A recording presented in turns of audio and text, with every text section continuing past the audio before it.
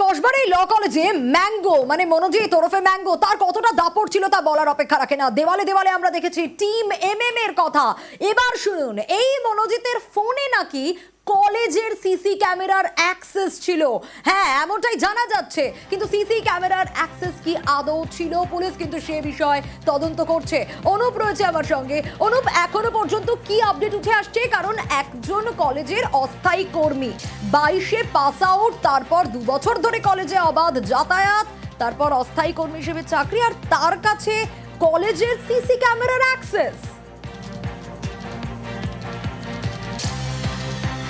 অনুপের কাছে আসবো, তবে তার আগে আরো একবার জানাই, ভেবে দেখুন এই যে টিম এমএম লেখা, তার অবাধ যাতায়াত এবং যে দাপট, এই মনোজিতের, অভিযুক্ত মনোজিৎ ম্যাঙ্গো নামে যিনি পরিচিত, 22-এ পাস আউট, 2012-এ প্রথম কলেজে ভর্তি হয়েছিল এই ল কলেজে, তারপর 14-এ তার নাম কাটা যায়, 17-এ আবার রিঅ্যাডমিশন করানো হয় এবং তারপরেও কিন্তু আবার সিসি ক্যামেরা ভাঙচুরে নাম জড়ায় এই মনোজিতের। একাধিক অভিযোগ রয়েছে এই মনোজিৎকে নিয়ে।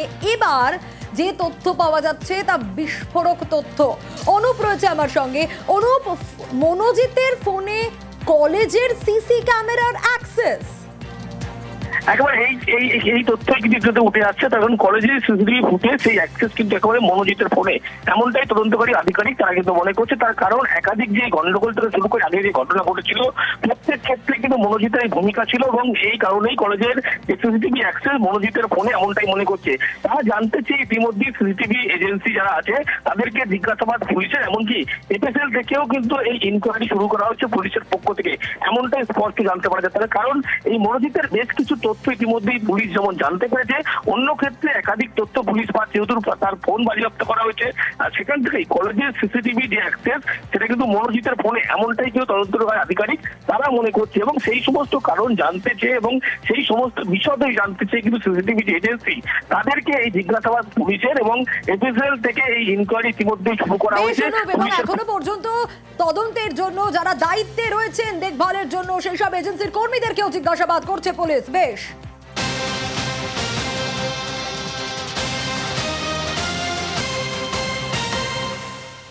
আর এই ঘটনায় যাদেরকে গ্রেপ্তার করা হয়েছে তাদের ফোন কল ডিটেলসও এবার নজরে রয়েছে পুলিশের। স্বাভাবিক, কাদের সঙ্গে যোগাযোগ ছিল তাদের, কাদের সঙ্গে কন্ট্যাক্ট ছিল, কাদের কল করতেন, কন্ট্যাক্ট লিস্টে কারা কারা রয়েছেন, কারণ গণধর্ষণে অভিযুক্ত 3 জনের কল ডিটেলসও তলব করা হয়েছে। সার্ভিস প্রোভাইডারের কাছ থেকে ডিটেলস চাইল পুলিশ। আরো ডিটেল আপডেট নেব। অনুপ রয়েছে আমার সঙ্গে। অনুপ, কসবার 3 যে অভিযুক্ত তাদের ফোন ইতিমধ্যেই কল ডিটেলস বা তদন্তকারী আধিকারিকদের নজরে। তার কারণ ছিল সার্ভিস প্রোভাইডারের কাছ থেকে 3 অভিযুক্তের ফোন কল ডিটেলস চেয়ে পাঠালো কলকাতা পুলিশের পক্ষ থেকে। তার কারণ গ্রেপ্তারের সময় তাদের ফোন যেহেতু বাজেয়াপ্ত করা হয়েছিল এবং কাদের কাদের সঙ্গে তারা একেবারে এই ফোন কলের মাধ্যমে নজর রাখতেন, যোগাযোগ রাখতেন, এই সমস্ত বিষয় কিন্তু তদন্তে উঠে আসছে এবং সেই সমস্ত বিষয়ে জানতে পুলিশের পক্ষ থেকে এই কসবার 3 অভিযুক্তর ফোন কল ডিটেলস কিন্তু এবার তদন্তকারী নজরে। সেই কারণে সার্ভিস যে প্রোভাইডার তাদের কাছে 3 অভিযুক্তের ফোন কল ডিটেলস চেয়ে পাঠিয়েছে কলকাতা পুলিশের পক্ষ থেকে। এবং এই যে ঘটনা, সেই ঘটনার পরিপ্রেক্ষিতে পরবর্তী সময় কাদের কাদের সঙ্গে তিনি যোগাযোগ করে দিয়ে 3 জন অভিযুক্ত এবং এই যে ঘটনা ঘটেছিল এবং তার আগে কাদের কাদের সঙ্গে গোটা পরিকল্পনা করা হয়েছিল কিনা, এই সমস্ত একেবারে জানার জন্যই পুলিশের পক্ষ থেকে ইতিমধ্যে সার্ভিস প্রোভাইডারের কাছে 3 অভিযুক্তের কল ডিটেলস চেয়ে পাঠালো কলকাতা পুলিশের পক্ষ থেকে। অনেক তদন্ত প্রক্রিয়া আরো বেশ কিছু গতি আনা যাবে এমনটাই মনে করছে। সেই কারণেই পুলিশের পক্ষ থেকে এই পদক্ষেপ করা হয়েছে, এমনটাই স্পষ্ট করা হচ্ছে। বেশ,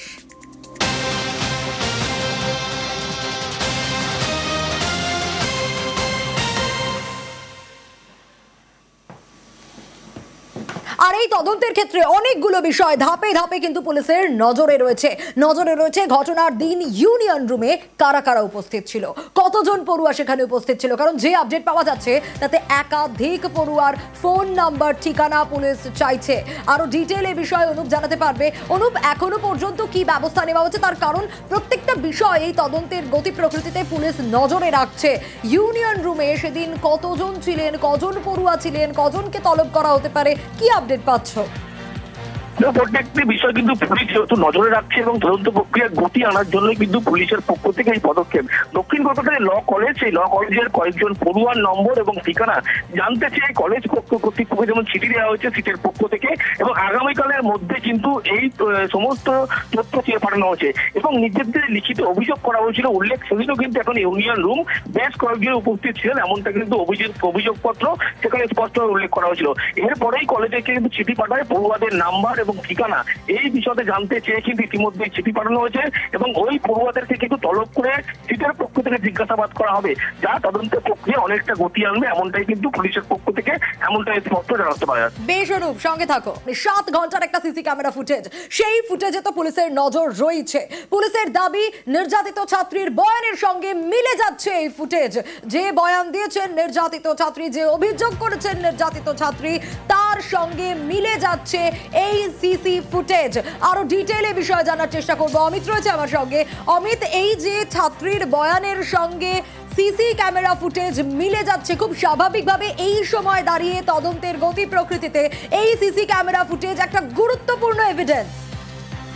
দেখো, ক্লোজ সার্কিট ক্যামেরা ফুটেজ এই মামলার তদন্তের ক্ষেত্রে ডিজিটাল এভিডেন্স এবং গুরুত্বপূর্ণ এভিডেন্স হিসেবে কিন্তু বিবেচিত। সেই জায়গা থেকে নির্যাতিতার যে বয়ান, বয়ানের সঙ্গে ক্লোজ সার্কিট ক্যামেরা ফুটেজের মিল পাওয়া যাচ্ছে, এমনটা কিন্তু সেক্ষেত্রে কলেজ গেটের যে বিবরণ, কলেজ গেট তালাবন্ধ অবস্থায় ছিল, সে সাহায্য মানে প্যানিক অ্যাটাকের পর সাহায্য ছিল, সে দৌড়ে পালিয়ে যাবে বলে এসে দেখে যে একদম কলেজের ঢোকার যে প্রবেশ মূল গেট, মেইন গেট, সেটি তালাবন্ধ অবস্থায় ছিল। সেখানে গার্ডের উপস্থিতি ছিল না। এমনকি তাকে তারপরে জোর করে সেখান থেকে মনোজিতের 2 সহযোগী টেনে হিচড়ে আবারও ইউনিয়ন রুমে নিয়ে যায়। এই যে বিবরণ ছিল নির্যাতটা, সেই বিবরণের সঙ্গে ক্লোজ সার্কিট ক্যামেরা ফুটেজ মিলে যাচ্ছে। এটা কোথাকার ক্লোজ সার্কিট ক্যামেরা? সেই গেটের কাছে যে ক্লোজ সার্কিট ক্যামেরা বসানো রয়েছে, তার যে ফুটেজ, সেই ফুটেজের সঙ্গে নির্যাতিতার স্টেটমেন্ট বা নির্যাতিতার যে লিখিত অভিযোগ, তা কিন্তু মিলে যাচ্ছে, এমনটা কিন্তু পুলিশ সূত্রে দাবি করা হচ্ছে। সঙ্গে থাকো অমিত।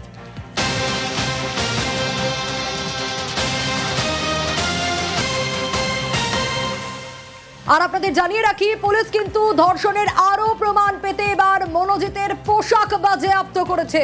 এ বিষয়ে আরো ডিটেইল আপডেট নেব। অমিত রয়েছে আমার সঙ্গে। অমিত, অর্থাৎ ঘটনার দিন মনোজিতের পরে থাকা যেসব জামা কাপড়, সেগুলো বাজেয়াপ্ত করা হয়েছে। একেবারে মনোজিৎ, যিনি প্রাইম অ্যাকিউজ এই মামলার ক্ষেত্রে, তার ঘটনার দিন তার পরনে থাকা পোশাক, জুতো সমস্ত কিছু বাজেয়াপ্ত করা হয়েছে এবং সমস্ত কিছু ফরেনসিক পরীক্ষা করানো হবে। কারণ এই জামা কাপড়ও কিন্তু এই মামলার ক্ষেত্রে একটি এভিডেন্স। এবং সেক্ষেত্রে আমরা দেখেছি যে এর আগে আর্থিকরের ঘটনা যদি উদাহরণ হিসেবে যদি বলা যায়, না সেখানে যিনি প্রাইম অ্যাকিউজ ছিলেন, যাকে সাব্যস্ত করা হয়েছে, এই মুহূর্তে সাজা খাচ্ছে, তার জামাতেও ওই আর্থিকরের নির্যাতিতার ব্লাড স্টেইন পাওয়া গিয়েছিল। সেক্ষেত্রে এই ঘটনার ক্ষেত্রেও মনোজিতের পোশাক ইতিমধ্যে বাজেয়াপ্ত করা হয়েছে, তা ফরেনসিক পাঠানো হচ্ছে। কারণ তার পোশাকেও এখানে নির্যাতিতার শরীরের থেকে কোনো রক্ত বা অন্য কোনো রকম স্ল্যাব যদি থাকে, সেগুলো কিন্তু এক্সামিন করা হবে। কারণ এই মনোজিতের বিরুদ্ধে কিন্তু সরাসরি অভিযোগ উঠছে ধর্ষণের। সেক্ষেত্রে মনোজিতের জামা কাপড়, তার পরনে থাকা প্রত্যেকটি অন্তর্বাসের জুতো, সমস্ত কিছুই এভিডেন্স এই মামলার ক্ষেত্রে। সেই কারণেই মনোজিতের পোশাক ইতিমধ্যে বাজেয়াপ্ত করা হয়েছে, তা ফরেনসিক পরীক্ষা পাঠানো হচ্ছে। একেবারে বেশ অমিত, সঙ্গে থাকো।